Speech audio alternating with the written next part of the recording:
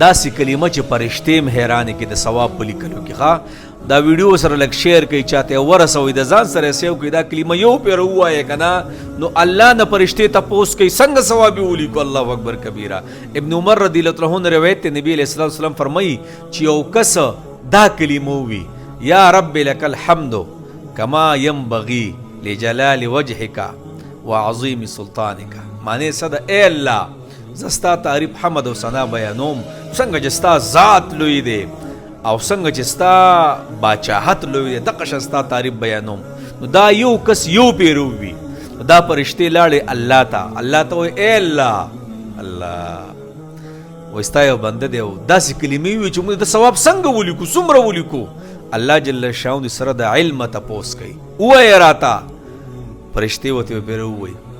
بیا ته الله تپوس کوي تاسو راته بیا ووایې بیا ورته دا کلمه فرشتې وایي. نو الله جل شانو د څه فرمایي تاسو ته پته ده ای فرشتو تاسو صرف دا الفاظ ولیکئ نور چې کله دا انسان مال راشي او زما سره میلاویږي نو د دې ثواب به زه ورکوم. الله ټوټل په 3 سیکنډ لګي دا کلمه ځان سره زده کوي دا شیر کوي خلکو ته ورسوي ګروپونو کې دا ویډیو شیر کوي ستاسو پکې پوره ثوابونه یار دا باز ویډیو سره شیر کوئ.